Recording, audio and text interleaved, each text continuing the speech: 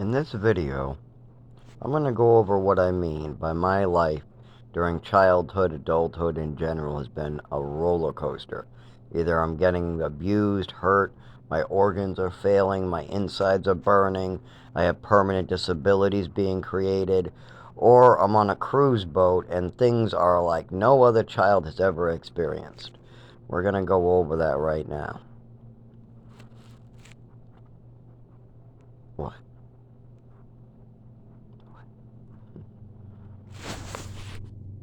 Okay, so we're going to go over a chunk, just 1 month of my life, but the whole life was like this from beginning to end. I'm being born to a 15-year-old mother. Things are going good. Then she gets kicked out to the woods to live. Not so good. She loses me. I go into orphanage. Not so good. I meet a foster mother. Good. They send me back to the orphanage. Not good. Meet another foster family. Good. Send me back to the orphanage. Not good. My ears were too big. I meet an adopted family. I'm being drugged. Things are going up, down. I'm watching a movie. Good. I experience an overdose. Not good. I go to school. Good. I come home. My mother is throwing away my toys because she's jealous of my toys. Not good. I won a swimming medal in the orphanage and I want to show it to my new mother. Good. My mother loses her mind. Not good. I play with matches like a normal kid. Good, but not a good thing to do, so I need a spanking. Spanking would be good, but I don't get a spanking. Instead, I get total mind fucked, total illegal neglect and abusive behavior from my mother. She tries to convince a 5-year-old that all these narratives that she's made up are all true, and he needs to say that all this is true, and this is all true. And she's screaming at this child as he screams, I don't know, I don't know. I don't know what I'm doing with the match. I just try to light it. I don't know. And then as your mother explains to you, well, you could burn the house down doing that. So you're trying to burn the house down. You are, because the matches are right there and the book of matches is right there in your closet. So you are trying to burn the house down because the house could have burned down. So that's what you're trying to do. Admit it. And I said, I don't know what I was trying to do. Well, that's what you're trying to do. I told you that's what you're trying to do. So now you know. So admit it. And she just keeps on doing that until I just say, okay, you're right, whatever. I don't know. I'm a 5-year-old getting yelled at. All I know is I took a book of matches and I tried to light it and I'm a bad boy. I don't know anything other than that. So you must know everything, Mom. You must. So, okay, I'll repeat after you. And so that fucked up my head quite a bit. Because then doctors and people around me know, I tell them, no, I'm not trying to burn the house down. I didn't want to burn nothing down. But then my mother tells them, no, he said he wanted to burn the house down. And then they go to me and they ask me in a private session, Zach, why did you say you were trying to burn the house down? And then I say, I don't know. I don't know. My mother said that's what I was trying to do, and that must be what I was trying to do, and I don't know. I don't know. And then the therapist goes, Zach, it's okay. Did you just want to see how the matches worked? Yes, it looked cool. It glowed. I just took the matches and I wanted to make it work. That's all. I just went to the class. I wasn't trying to burn nothing down. I don't know what I was trying to do. I don't know. Okay, Zach. We understand now what was going on. Now you know not to play with matches, right? I know that now, yes, but I wasn't trying to play. I just wanted to learn how to use them. Well, there's a safe place to do that, and they'll do that later with you. But doing it on your own is not appropriate. Okay. But then my mother's over there. We need to medicate him. We need to lock him up. We need drugs. He's trying to burn our house down. He's going to burn the whole house down. Yes, he is. Yes, he is. Yes, he is. And she's drilling this into me. And she's getting me to repeat this rhetoric. And she's just getting me all fucked up in the head. So remember, there's ups and downs and side to sides when they're supposed to be just normal ups, like a kid learning not to play with matches. That's a good lesson. Every kid needs to learn the boundaries of fire.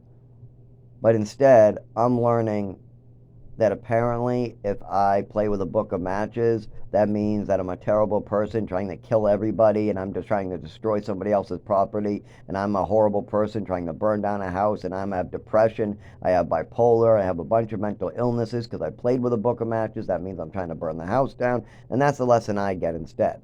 Even though the truth is, a 5-year-old took a book of matches and tried to light a match. That's it. Just like how my nephew brought my lighter to school. That's it. He took my lighter, he played with the lighter at school, and he put it in his bag. And then I caught him. That's simple. That's simple. It happens. He was what, 5'6"? I was what, 5'6"? Same ages, same trouble, same issue. Only difference is one is in a closet at the house, one is at a closet in school. Same thing. Was my nephew trying to burn down the house at school? No. But when I asked him what he was trying to do, what was his answer? I don't know. I don't know. I didn't do it. I don't know. Those were his answers. The same answers I gave. What was the difference between those two situations? I treated my nephew with respect and decency, and I brought him to a good mother, and he learned his lesson with words and understanding. I had a shitty mother who was completely crazy, who completely ripped my mind apart with their crazy rhetoric. That is the big difference. So, that's part of the roller coaster. But like I said in the beginning of this, we're going to pick out 1 month that gives you both. That gives you both very clear. So let's pick out the month of the cruise and when I was in Haverhill. I was living in Haverhill and I got to go on a cruise or a trip. I think I was in the program in Haverhill. And we're going to use 2 real memories that are really close together to describe this roller coaster. So I'm in a program and I'm under a bridge and there's a fight that breaks out. That's it. A fight breaks out because one of the kids stole my iPod. He's wearing blood colors and he wants to be a gangbanger. He gets caught because one of the other kids saw him run out when I'm reporting my stuff missing. So I'm reporting my iPod missing, and another kid sees him run out of the building, so he's been punished for that. He blames me because it's my iPod that he stole. So now he's waiting under a bridge, and I get jumped. A couple weeks later, or who knows when later, and actually that might not line up perfect, but that's the type of scenery I have in Haverhill. That, I think, happened after the cruise, but still. Then I go on a cruise with my family. I'm on this great cruise. There's things going on. I'm seeing Mexico. I'm seeing the sights. I'm missing my education. Things are going great. That's an up, for sure. Well, I'm on a cruise. That's a big up. Now, there are things happening on that cruise that aren't normal. Kids do not have heart palpitations and have medication attacks in their sleep on cruises and have so many side effects from their meds on cruises. And they certainly don't grab a bottle of water and have booze. They certainly don't got strange other men offering them booze. They certainly don't have all these problems. But anyways, the cruise is good, and that's mild compared to my life. Me taking drugs I shouldn't be taking because my mother likes to tell stories. That's the least of, well, that's a big problem, but she did a lot worse than that. So me being forced to take drugs I shouldn't be taking on this cruise is still not any big deal compared to some of the bullshit that she pulled. And so, yep, a cruise. I'm on a cruise, big cruise, great, lots of fun. I'm seeing new places. I'm meeting other kids. I'm swimming in the pool all the time. Then we get off the cruise, and I'm in the program, and there's a bum talking to me under a bridge again, a homeless bum, and he's explaining to me how silver dollars are so good, and he'll give me the pack of cigarettes he has for the silver dollar I have, and talking all about how the old silver dollars are good, but I'm telling him this is a new silver dollar. I just got it out of the bank. This is not a hard one to get. This isn't the real silver dollars. This is 1978 or something. 1979, something like that. They're everywhere. You can get them pretty easily. But he's not, no, these are collector. This homeless man doesn't understand that there are older silver dollars that are all silver, and then newer ones from the 70s that are not. But anyways, he thinks it's cool, so he gives me my cigarettes and whatever. And then I'm getting the program, and I'm going for walks to smoke, and other kids are acting crazy. And once again, I'm all over medicated. I'm drooling and hungover in the mornings. In the afternoon, I'm up, down on these meds. I'm always up ADHD. For my whole life, I've always been hyperactive and have ADHD. All the time. I never go down.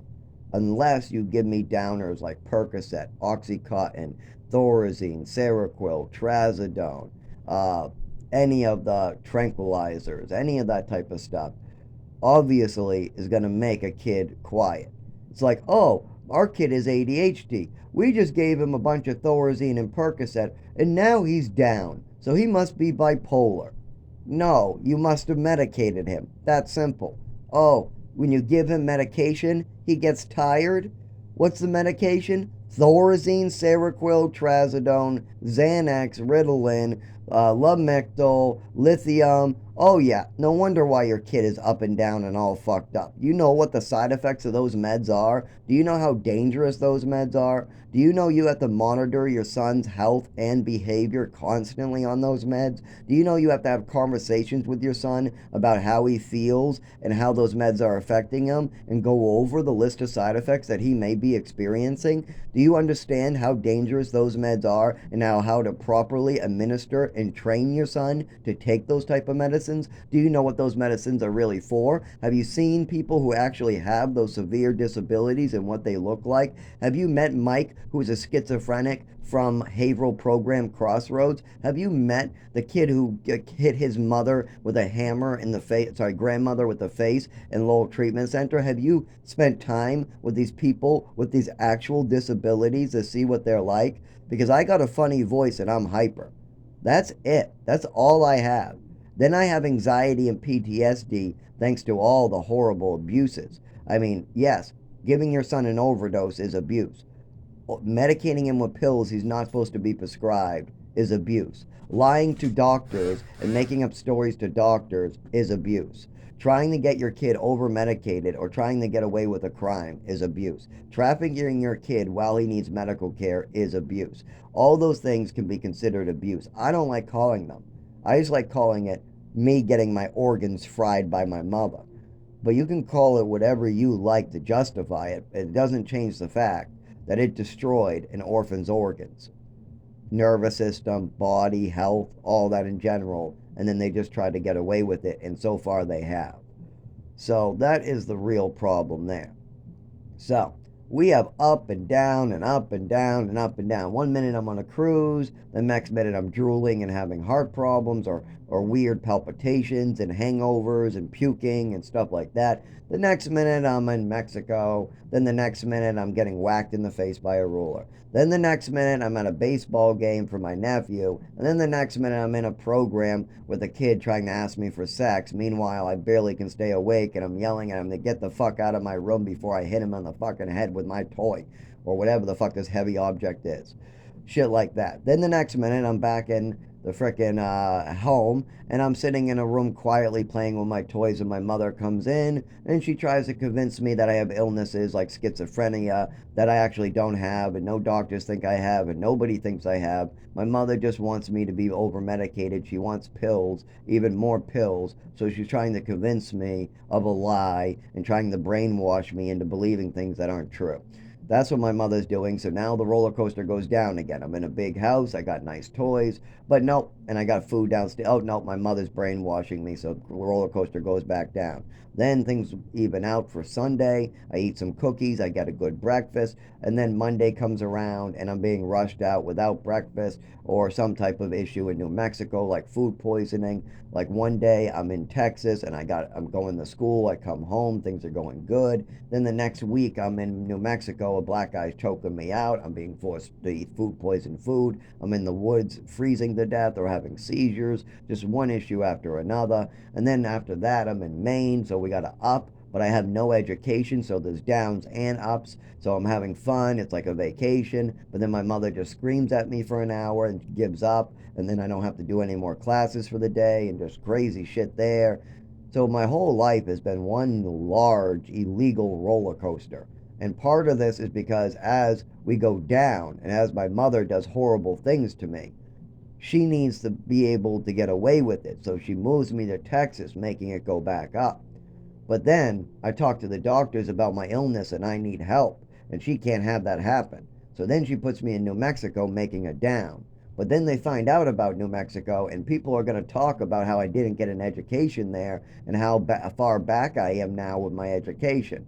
So that down is going to be visible to everybody. So now my mother and father sue them And they try to make this a up by bringing me on a long vacation to Agunquit while they sell houses. But I'm not getting an education, so that's a up and a down. And then we move to Chelmsford, which should be an up, and it is an up until the medications get involved and my mother starts storytelling again, and then she crashes it into a down. And then I just can't deal with any more druggings, my organs failing.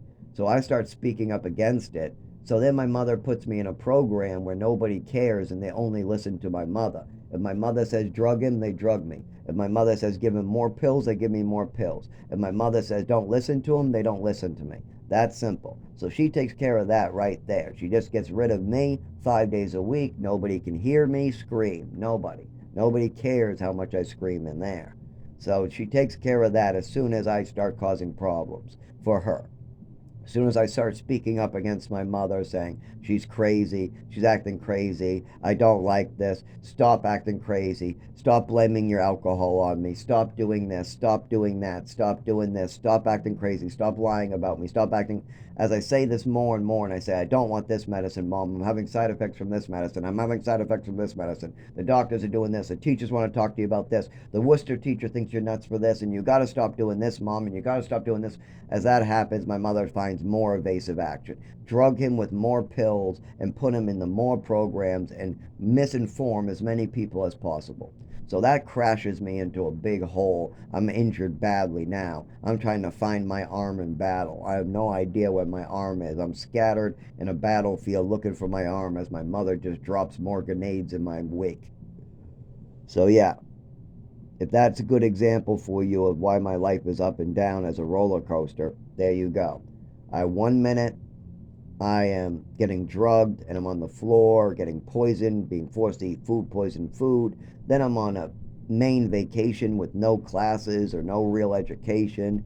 Then I'm out in Haverhill playing with a bunch of bums in the street.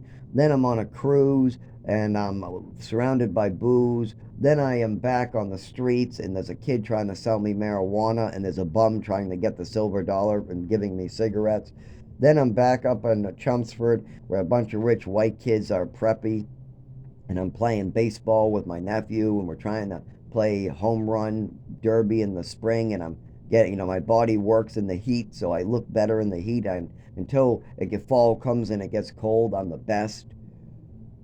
Then the next minute, I'm back getting hurt by some kid trying to beat me up because he stole my iPod, and I have to deal with my stuff going missing, and I'm called the Raggedy Kid, so now I have no clothing. I have the worst clothing out of all the orphans. I'm called the Raggedy Kid, and on top of this, now the one thing that put me ahead, the fact that my father, I'm the only one with real parents, so my father buys me an iPod every birthday and Christmas, and he sends me some clothing every birthday and Christmas or every school shift twice, 3 times a year. I get to go shopping. So the iPod is all that puts me forward through these other orphan kids. And now that's stolen. I only get to keep the staff make you lock it up. I don't get to hold on to the iPod. If I got to hold on to the iPod, it would never get stolen. I would stay with it as it charged. But I'm not allowed to do that. If I'm charging my iPod and the staff say leave it, I have to leave it. If the staff say they're going to charge it and they put it out on a table upstairs and I'm supposed to stay downstairs, I have to stay downstairs. And then when a kid has to use the bathroom, he just swipes it off the table. These staff members do not give a fuck about the kid's property. If I have an iPod, right, and I need it charged upstairs, and the staff members say, no, I'll charge it upstairs.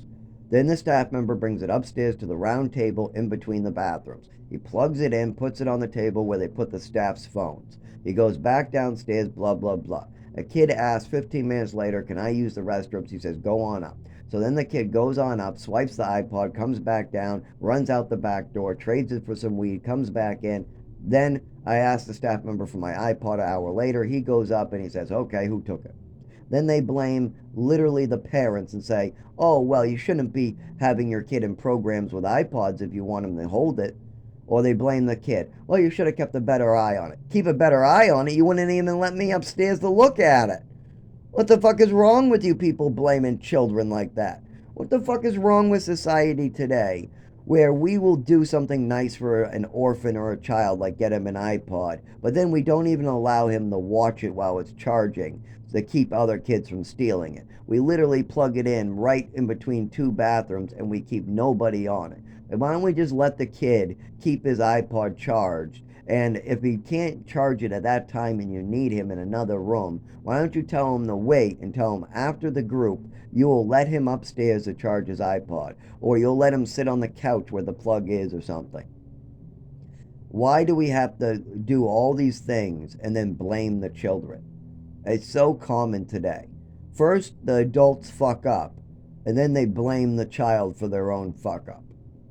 Hey, I want to do this big thing. And then they do this big thing like go on vacation, or they go and buy another house. And then everything goes sour. They go, my son isn't smart, or my son now, doesn't have these things, or whatever. And then they go, well, it's my son's fault. Yeah, it's all my son's fault. Yeah, it's all my son's fault. Or and you've got to blame the child as a teacher. A lot of teachers will blame the child as well for their own shortcomings. It happens a lot. Now, there are problems that children need to take responsibility for. But a lot of times, parents are the ones trying not to take responsibility. I see it all the time. It's getting very, very, very bad. Very bad. To the point that rich people that can give their children a good education choose not to because they only want to put their own happiness forward. Like, for instance, there's a lot of parents out there that if they had a vacation coming up, and their child needed medical care, they would just pretend like there was nothing wrong with their child so that they could go on vacation. Or there's a lot of parents out there that might have their kid in some type of orphanage or program, and they would be willing to leave their kid there all month long for 30 days without even seeing their kid to see what's going on with them just to keep their vacation going. There's a lot of people that would try to save money on their kids' clothing to make sure that their housing bill and their food bill and their vacations are keep coming. There's a lot of people who would put their own future or their own happiness, like maybe they want to go and spend a big vacation in Algonquin, Maine, and their son needs an education, he needs health care, things like that. But they'll decide to homeschool the kid because they don't want to do that. They don't want to put their vacation on hold. They got plans to be on the beach at that time. They can't hold themselves down to something like that. No, they're a free bird that wants to go on vacationing. So you got a lot of people that take responsibilities. They sign paperwork, they make agreements, and then they don't want to hold those responsibilities. They don't want to be responsible. You got a lot of adults that are irresponsible. They sign paperwork that they're going to be responsible. Hey, we're going to adopt this child and we're going to give this child a good future. And then the minute they realize they have to miss a vacation, or they might not be able to sell a property, or they might have to listen to a child run around the house for an hour, then they go, oh, well, it's time to be irresponsible. Let's drug the child. Let's go on a vacation anyways. Well, let's put him in some home someplace. Stuff like that. And it's not just me. I've experienced this, but I've seen it in other people and other parents. I know a lot of parents in their 30s that do it in a different way. They make up, like, they'll try to pawn them off on grandma or grandpa. Hey, I got this important thing I got to do, so I need you to watch my kid for 2 days. Meanwhile, they're just tired and need a break. Well, why don't you be honest and say, hey, I need a break. Can you watch my child just for an hour? Not for a whole week or whatever, but you got a lot of these parents